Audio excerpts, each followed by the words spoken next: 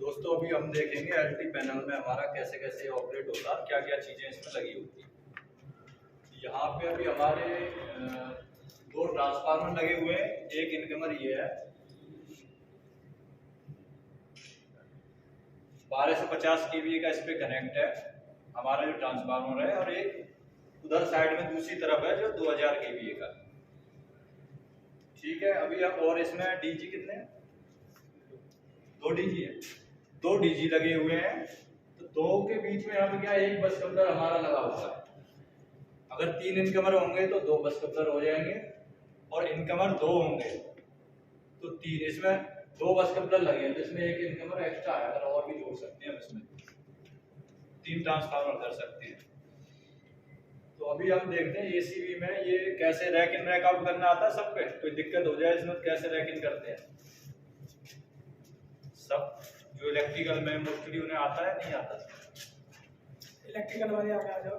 कोई अगर ब्रेकर खाली है तो ऑपरेटर इलेक्ट्रिकल वाले आ जाओ। कोई स्पेयर में है इधर नाम निकाल दो, एक बार सही से चीजें पता लगे।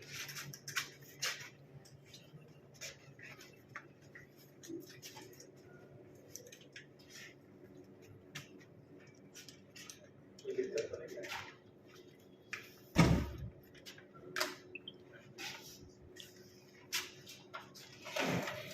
धड़ जा आप नहीं करो। ये इसी में हैंडल लगा रहता है। 2 3 बंदे में से आ गया। कौन है यहाँ पे, कौन है बंदा जो है? किसको पता है? लेकिन डेटा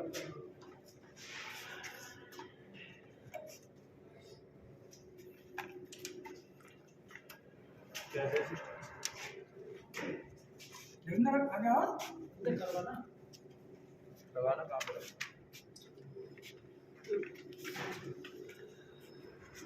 मुझे नहीं होगा। और फटने लगाओ पहले इसके बटन लगाओ। मुझे ऑन करना, अब लगाओ बटन। ऑफ बटन दबाना पड़ेगा। इसमें क्या है, इसमें बता सबको पता रहे, भूल जाए बाद में।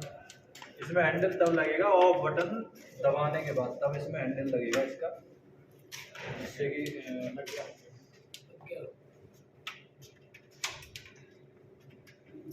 कस रहे हो। इन कर रहे हो आप।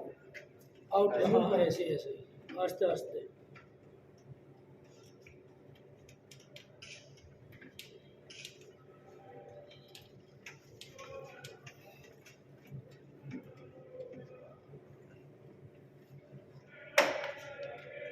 इसमें क्या है, ये वाला निशान भी इससे पता लग जाएगी। जैसे ही हमारा पूरा आउट हो जाएगा तो ये नीचे आ जाएगा बिल्कुल। अगर बीच में कहीं अटक जाता है कई बार तो ये निशान ऊपर रहेगा, ये वाला। ठीक है, लगा दो।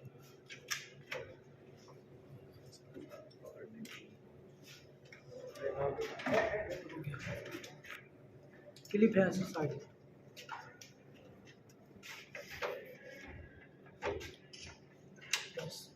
इस तरह से ये रैक आउट इसको किया जाता है, इसी तरह से इसको रैकिंग भी कर देंगे। ठीक है, तो कई बार समस्या आ जाती है, होल्ड नहीं हो रहा या कोई दिक्कत आ गई तो इसको खोल के, लेकिन ये तुम्हारा नहीं है, ये इंजीनियर लेवल का है, आपके मतलब का नहीं है। लेकिन सीखने में कोई बुराई नहीं है, सभी इन्हीं में से इंजीनियर बनना है, इन्हीं में सुपरवाइजर बनेंगे, मैनेजर बनेंगे, सब लोग ऐसे ही तो बढ़ते हैं।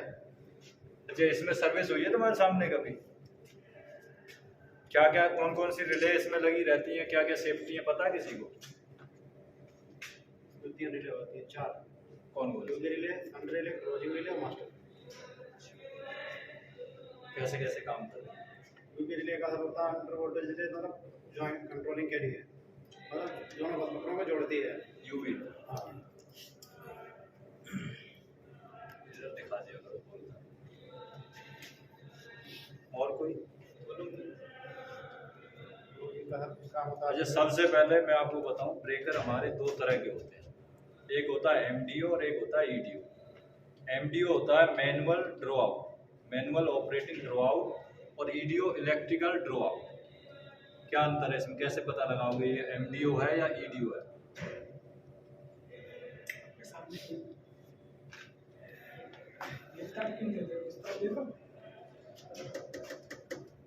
जिसमें तुम्हारी एक तो टीएनसी लगी है, ये टीएनसी स्विच यहाँ पे लगा हुआ है, लगा है इसमें। ये वाला TNC स्विच लगा है तो इसका मतलब ये EDO है। मोस्टली जो ट्रांसफार्मर के लिए और DG इनकमर के लिए यूज होते हैं वो EDO टाइप होते हैं।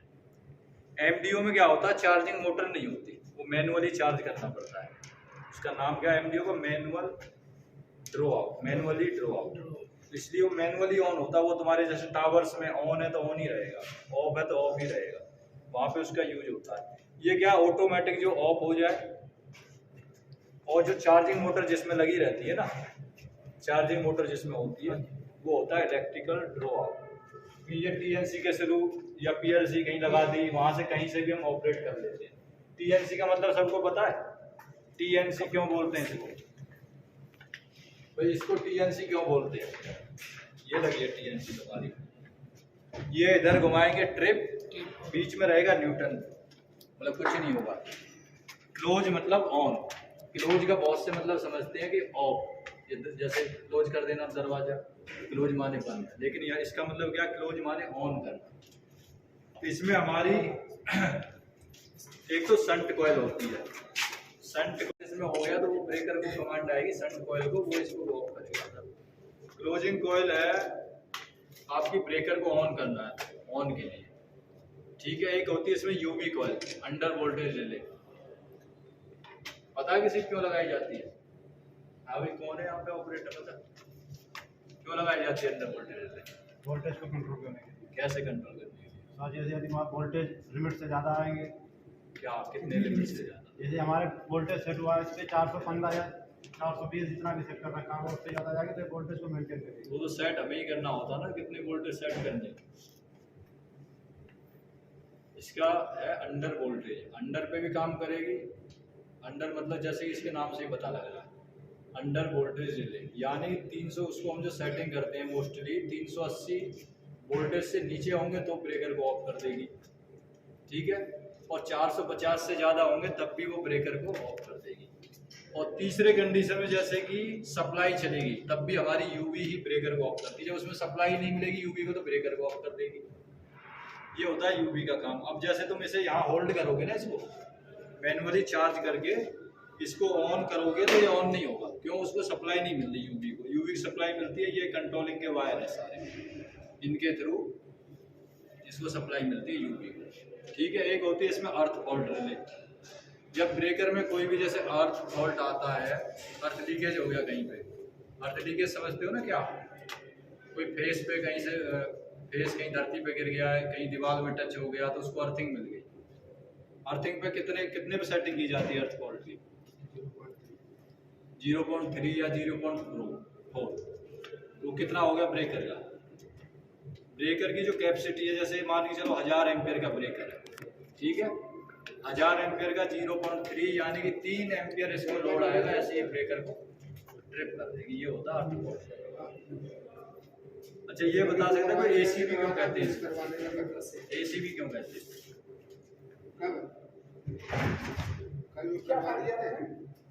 और नहीं कोई इलेक्ट्रिशियन, यहाँ पे इलेक्ट्रिशियन तो बहुत सारे आगे बताओ क्यों कहते हैं ACB इसको?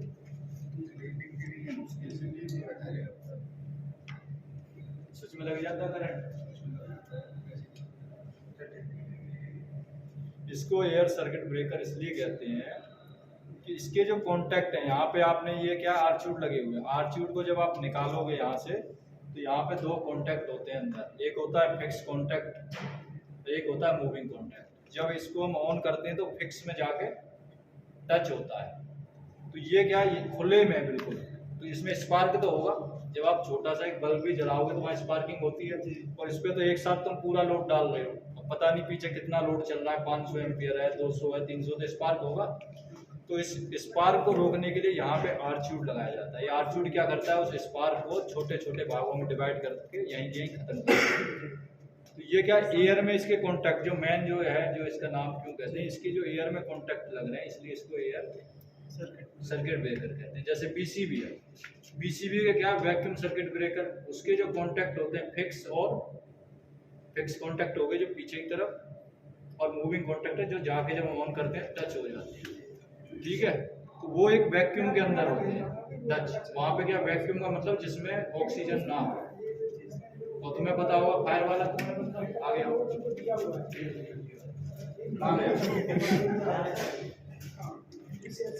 फायर कब लगती है, क्या क्या चीजें होनी चाहिए, क्या क्या, जोर से बात मारो। ईंधन, ऑक्सीजन, तापमान। ईंधन, ऑक्सीजन और तापमान। और वैक्यूम सर्किट ब्रेकर में क्या होता है कि उसमें ऑक्सीजन नहीं मिलती। अच्छा, ऑक्सीजन नहीं मिलेगी तो आग लग जाएगी? तो उसका यही जो बीसीबी काम है, वैक्यूम सर्किट ब्रेकर, जब उसमें कॉन्टैक्ट आपस में भिड़ते हैं तो वहाँ ऑक्सीजन होती नहीं है तो आग लगती नहीं है, समझ लो, इसलिए बीसीबी। ऐसे ही SF6, तो इनका ब्रेकरों का सबका जो उसी के हिसाब से नाम है, जैसे एयर में खुले में ऑन हो रही है कॉन्टैक्ट इसके, इसलिए एयर सर्किट ब्रेकर, उसको वैक्यूम सर्किट ब्रेकर। और SF6 को सल्फर हेक्साफ्लोराइड गैस के द्वारा ऑपरेट होती है, इसलिए उसको SF6 बोलते हैं, सल्फर हेक्साफ्लोराइड। अगर तीन चीजों में से एक भी चीज अगर इसी ने मिक्स हो सकती है, क्या चीज, तीन चीज? ये तो ये सर्किट ठीक है, इसके बारे में किसी कुछ पूछना है तो वो पूछ सकता है। ये सब इंडिकेटर सबको पता ही होगा। अभी ये ट्रांसफार्मर बंद है तो ये R, Y, V 3 फेस है। ये ऑन पोजीशन में होगा तो ऑन का जलेगा, ऑफ में होगा तो ऑफ वाला। ट्रिप, जैसे किसी फॉल्ट के कारण ट्रिप हो जाए तो ट्रिप का इंडिकेटर। ये है DG सप्लाई हेल्थी। अगर सप्लाई हमारी DG की है हेल्थी, मतलब हमारा ये सिस्टम हेल्थी है या नहीं है, कंट्रोलिंग वायरिंग जो इसकी हो रखी है, जो सप्लाई हमारी हेल्थी है कि नहीं। ट्रिप सर्किट ले, ये ट्रिप पे जब ट्रिप हो जाए उसके लिए स्प्रिंग चार्जिंग, अगर ये स्प्रिंग चार्ज होगा, ये हैंडल चार्ज हो जाती, मोटर लगी है तो ऑटोमेटिक हो ही जाती है, तो स्प्रिंग चार्जिंग की ये इंडिकेटर जलता है। ये हमारे मीटर ये सिंगल फेस के लिए एम्पियर के लिए लगा है, ये वोल्टेज मीटर है, ठीक है। ये एम्पियर मीटर है, अभी कोई बंद है, इसमें सप्लाई नहीं है। और ये हमारा मल्टी फंक्शन मीटर है, इसमें KWH जो DG की यूनिट वगैरह निकालते हैं, और लोड भी इसमें दिखाएगा, पावर फैक्टर दिखाएगा, वोल्टेज दिखाएगा, इस तरह की चीज़ें इसमें भी वोल्टेज का है। ये खाली है, ये हुटर है, किसी भी तरह कोई फॉल्ट या कुछ ऐसी कुछ दिक्कत होती है तो इसमें पहले छोटे फॉल्ट पे क्या अलार्म करेगा, और कोई बड़ा फॉल्ट होगा डायरेक्ट। ठीक है, अब इसको देखेंगे रैक आउट कैसे करते हैं। रैक आउट के लिए पहले इसको अंदर करके हैंडल करना।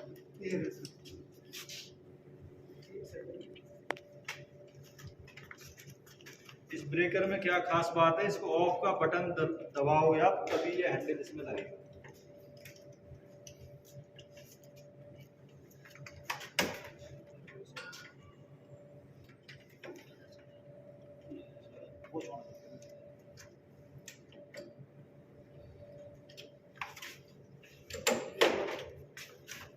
मुझे भी ले लिया।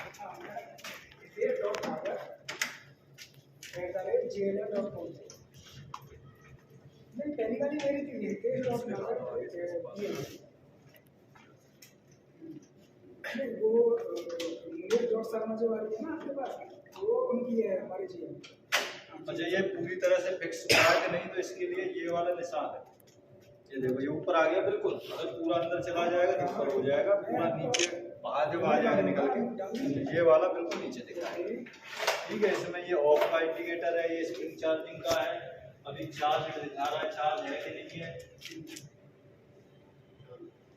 ठीक है। ये ऑफ पुश बटन हो गया, ऑन हो गया, ठीक है। और कुछ सीखना है इसमें?